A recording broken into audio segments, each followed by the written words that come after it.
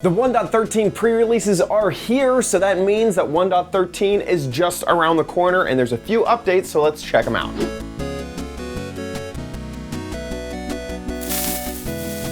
Hey guys, it's Chad. That's right, because we have pre-releases, we know that the actual 1.13 release, which will be in the launcher for anyone to download without doing snapshots, and that means that all the Bedrock stuff is, although it's already been updated, Phase 2 should be coming out soon, so we are primed for the update Aquatic. This pre-release normally is kind of like them telling us, hey, this is what is about ready to ship. Seriously, get in all your bugs so that we can try to fix everything before we go to the final 1.13. This is pre-release number 1. They also added a few new features, which is a little bit rare because on a pre-release, normally they're making sure that all bugs have been squished. So let's check out those new features. So here we are inside of Minecraft, and of course the biggest thing right off the top is that the background is totally different. Fun little fact is you can see a dolphin drowning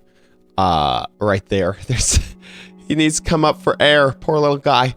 But this is what the new title screen looks like. You don't have the out of focus wavy, hills. You get this in focus underwater feel. It feels really fresh and new and cool. I really do enjoy it. So let's jump into a new world. Also, you can tell I have the music up. That's because there's new music in the game. I was just kind of turning it up, but I think that we'll figure out a way to play that later, so we'll just turn that off for now. So inside of the game, there are a few things that people are talking about an awful lot. And one is music and the other is bark blocks. So bark blocks were added a while back, and if you go ahead and craft one in this configuration, you'll get 3 bark blocks. Now, this was before this looked very much like, bark on all sides. Now we have bark on 4 sides, just like, a normal wood log, but at the top you have this interesting design. So here are all the different colors. So you got some oak, spruce, birch, jungle, acacia, and dark oak. There's a few differences that stand out. One is that jungle has more of a curly Q than any of the others. Whoops, and I totally misplaced that block right there.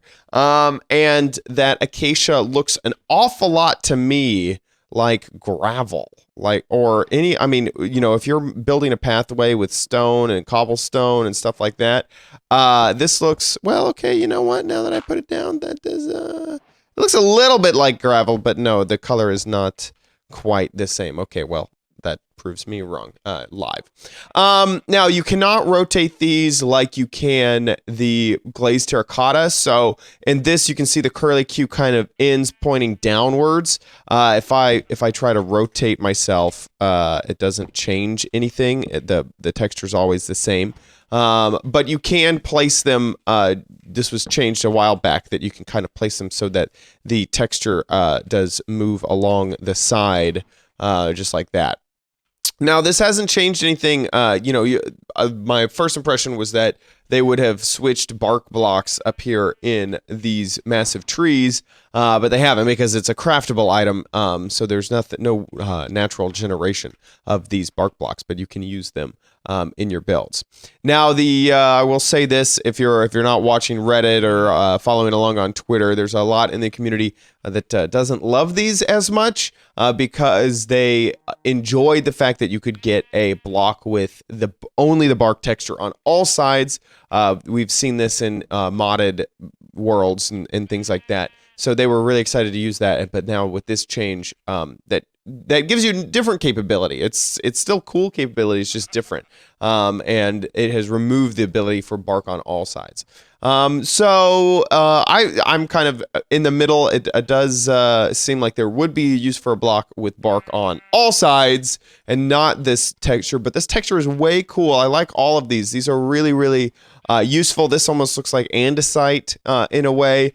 And then, like I mentioned, this kind of has a stone quality to it. This is a weird curly Q. I mean, all of these could be used in builds very easily and very effectively. Also, you know, the main reason that I could see you using it is if you were using bark already in some type of build. It's a really cool accent there in, say, like a corner or something like that. I mean, all of that looks just really, really cool to use your textures, because you can kind of see that they kind of both go in and then do a little knob in there. I don't know. I really, really do enjoy the new textures. The next thing that everybody is freaking out about is music. So there are 4 new songs from C4 18. Now they are named Shun. I'm not even gonna try. Okay, I'm not even gonna try. One of them, it's SHU. Here, I'll type it right here. Okay, there we go. It is Shuniji. I don't know. I'm not sure how to say that. Doing some quick Googling. It seems like there's a Japanese to English translation that means primary rainbow, which is kind of cool. The other songs are named Dragonfish and Axolotl. And Axolotl is like a weird salamander from Mexico. So in order to play these, I have a command. So in order to test these out, you can use this command, play sound music underwater master at A. And it plays it where you're standing. So I put down these blocks to show where I was standing when I did the command. And so this is one of the songs. Ooh. Dun, dun, dun, dun, dun, dun, dun. Really cool. That's one song. Here is the next. Cinematic. Da, da, da. I added that. Don't add that, C418. 818. Pretty cool. Okay. Moving on to the final one.